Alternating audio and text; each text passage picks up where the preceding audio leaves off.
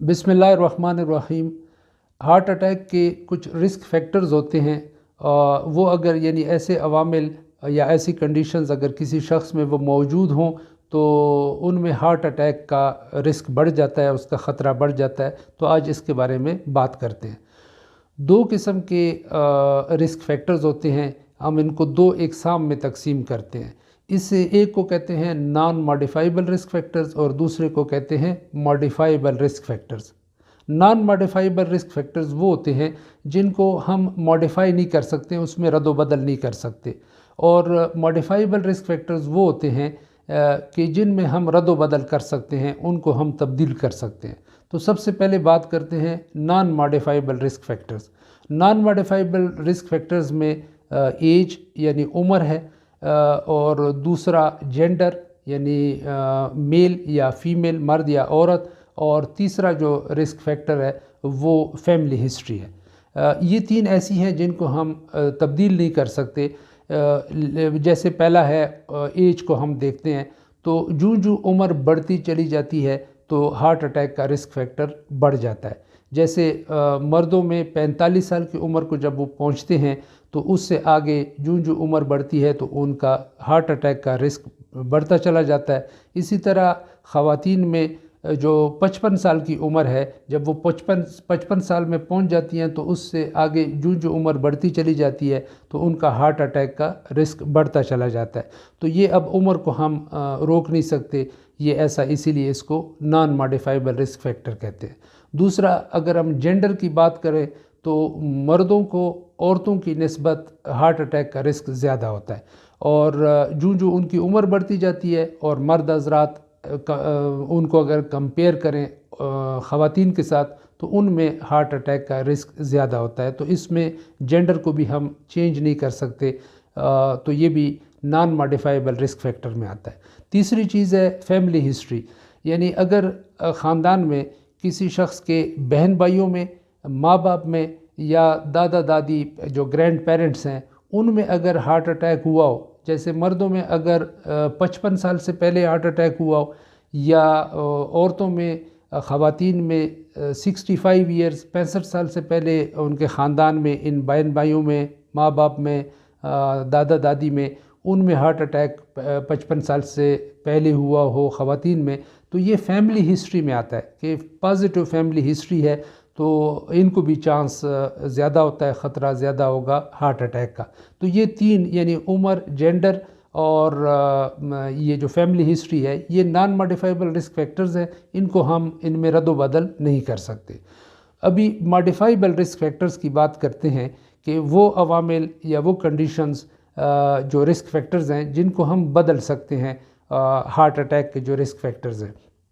तो उसमें चार चार के ग्रुप में आपके सामने मैं उनका ज़िक्र कर लेता हूँ ताकि उनको समझने में और याद रखने में आसानी हो। पहले चार में स्मोकिंग एक है कि वो लोग जो स्मोकिंग करते हों, सिगरेट नोशी करते हों, तो जितने ज़्यादा सिगरेट पिएँ और ज़्यादा अरसे के लिए सिगरेट पिएंगे तो इससे हार्ट अटैक का रिस्क या ख़तरा उनमें बढ़ता चला जाएगा। दूसरी, लैक ऑफ एक्सरसाइज, अगर कोई वर्जिश नहीं करता और सेडेंट्री लाइफस्टाइल गुजारता है, यानी चहलकदमी नहीं करता, दौड़ धूप नहीं करता, फ़िज़िकल काम नहीं करता, एक्सरसाइज नहीं करता, तो उनमें भी हार्ट अटैक का ख़तरा बढ़ जाता है। तीसरी चीज़, खुराक की बारी आती है। वो लोग जो कि सब्ज़ियाँ कम इस्तेमाल करते हैं, फ्रूट्स कम इस्तेमाल करते हैं और इसके अलावा मुरगन ग़िज़ाएँ ज़्यादा खाते हैं, चर्बी वाली और घी वाली चीज़ें होगी, गोश्त ज़्यादा इस्तेमाल करते हैं, तो उन लोगों में भी हार्ट अटैक का ख़तरा ज़्यादा रहता है। इसी तरीके से वो लोग जो मोटापे का शिकार हों, यानी उनका वज़न ज़्यादा हो, जैसे एक चीज़ BMI देखा जाता है, बेज़ल बॉडी मैस इंडेक्स BMI, और BMI अगर 25 या इससे ज़्यादा होगा किसी का तो इसका मतलब है कि वो मोटापे का शिकार है, तो उन लोगों में भी हार्ट अटैक का ख़तरा ज़्यादा होता है। अब ये चार चीज़ें ये हो गई। उसके अलावा अगर हम देखें, कुछ चीज़ें होती हैं कि वो अगर हाई हों तो उनमें भी हार्ट अटैक का रिस्क यानी ख़तरा ज़्यादा होता है। और वो हाई चीज़ें कौन सी हैं? ब्लड प्रेशर है, यानी ब्लड प्रेशर हाई होगा तो हार्ट अटैक का ख़तरा ज़्यादा होगा। शुगर है, हाई होगी यानी शुगर की बीमारी, तो उन लोगों को भी हार्ट अटैक का रिस्क ज़्यादा होगा। तीसरी चीज़, अगर कोलेस्ट्रॉल यानी जो खून में चर्बी है वो हाई होगी तो उससे भी हार्ट अटैक का रिस्क ज़्यादा होगा। और ये सारी चीज़ें वो हैं जिनको हम मॉडिफाई कर सकते हैं, यानी शुगर को हम कंट्रोल कर सकते हैं, ब्लड प्रेशर को कंट्रोल कर सकते हैं, और ये जो कोलेस्ट्रॉल है, चर्बी है खून में, इसको हम कम कर सकते हैं। जब इनको कम करेंगे, कंट्रोल में रखेंगे, तो ये ख़तरा जो है हार्ट अटैक का, हम इसको कम कर सकते हैं। जैसे कोलेस्ट्रॉल है, इसमें 3 किस्में हैं आगे कोलेस्ट्रॉल की।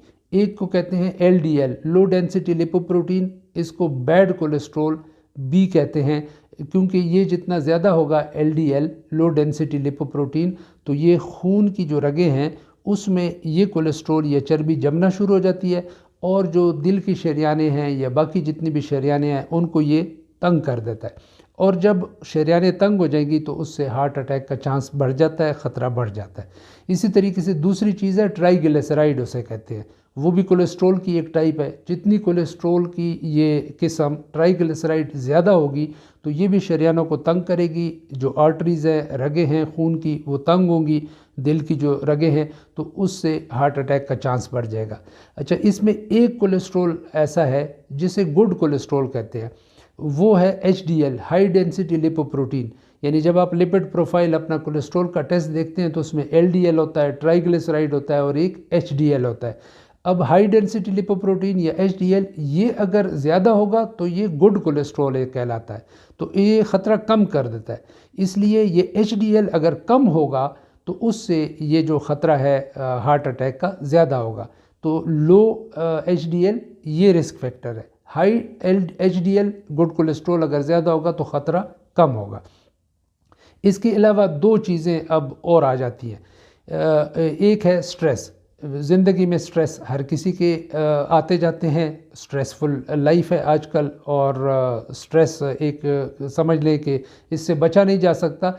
लेकिन वो लोग जो कि स्ट्रेस को सही तरह मैनेज नहीं कर पाते, यानी ओवर रिएक्ट कर जाते हैं, कोई सिचुएशन आती है, कोई वाक़या हो जाता है और बहुत ज़्यादा उसको दिल पे ले लेते हैं, ओवर रिएक्ट करते हैं, यानी स्ट्रेस को अगर वो मैनेज सही नहीं कर पाते तो उससे भी उनका हार्ट अटैक का ये जो दिल की बीमारी है उसका चांस या रिस्क बढ़ जाता है। इसी तरीके से कुछ लोग इल्लिसिट ड्रग्स जिन्हें कहते हैं, यानी वो दवाइयाँ जो ममनुआ हैं, नशा आवर दवाइयाँ हैं, वो इस्तेमाल करते हैं। जैसे एक दवाई है कोकेन और दूसरी है एम्फेटामीन। अब ये 2 दवाइयाँ एक तरह की नशे के लिए इस्तेमाल होती हैं, कोकेन ख़ासकर, और एम्फेटामीन जो है जिनको नींद को भगाना हो उसके लिए आम तौर पे इस्तेमाल करते हैं। जो स्टडीज़ वगैरह करते हैं फिर ये दवाइयाँ इस्तेमाल करते हैं ताकि ज़्यादा देर जाग सकें। तो लेकिन ये आपके हार्ट अटैक का ख़तरा बढ़ा लेती हैं, रिस्क फैक्टर है, इसलिए इनसे इज्तनाब करना चाहिए, इनको इस्तेमाल नहीं करना चाहिए।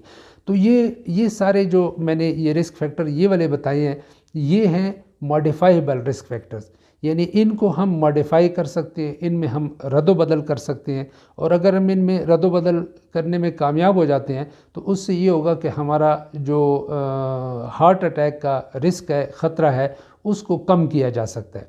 अब यहाँ पे एक बात का ज़िक्र करना मैं ज़रूरी समझता हूँ कि ये जितने भी रिस्क फैक्टर्स हैं, ये वो लोग जिनको हार्ट अटैक नहीं हुआ और पहली दफ़ा हार्ट अटैक का जो रिस्क है उसको तो कम करता है, कि अगर उसको तो ये ज़्यादा करता है, यानी अगर ये रिस्क फैक्टर मौजूद होंगे तो ज़्यादा होगा, और इन रिस्क फैक्टर्स को अगर कम किया जाए तो हार्ट अटैक का जो पहली दफ़ा हार्ट अटैक किसी को होना हो उसका रिस्क फैक्टर या उसके चांस को रिस्क को या चांस को हम कम कर सकते हैं। लेकिन इसी के साथ साथ वो लोग जिनको हार्ट अटैक हो चुका है, एक हार्ट अटैक हुआ है या 2 हार्ट अटैक हुए हैं, तो उनका जो आइंदा का हार्ट अटैक है, दूसरा या तीसरा जो हार्ट अटैक है, उनका चांस भी ज़्यादा होगा अगर ये रिस्क फैक्टर्स मौजूद होंगे। और अगर इन रिस्क फैक्टर्स में रद्द-बदल करने में कामयाब हो जाते हैं वो लोग जिनको हार्ट अटैक हुआ है या नहीं हुआ, तो वो नया हार्ट अटैक या जो दूसरा या तीसरा हार्ट अटैक है उसको कम किया जा सकता है अगर हम इनमें रद्द-बदल कर सकें। यानी जैसे हाई ब्लड प्रेशर है उसको हम कंट्रोल करें, शुगर को कंट्रोल करें, एक्सरसाइज करना शुरू कर दें, खुराक में सब्ज़ियाँ और फल फ्रूट का इस्तेमाल करें, चर्बी वाली चीज़ें और गोश्त कम इस्तेमाल करें, सिगरेट ना पिएं। तो इस तरह की ये जितनी भी चीज़ें हैं, इनमें अगर हम रद्दोबदल कर लें तो उससे जो ख़तरा है वो कम हो सकता है। लेकिन अगर हम रद्दोबदल नहीं कर पाएंगे इन रिस्क फैक्टर्स में, तो हार्ट अटैक का रिस्क फैक्टर उसी तरह ज़्यादा रहेगा। उम्मीद है कि ये जो मालूमात हार्ट अटैक के रिस्क फैक्टर्स के बारे में आपके सामने मैंने रखी हैं, आपके लिए मुफीद साबित होंगी। अल्लाह आपको सेहतमंद ज़िंदगी गुजारने की तौफ़ीक अता फ़रमाए। आमीन। अस्सलाम वालेकुम।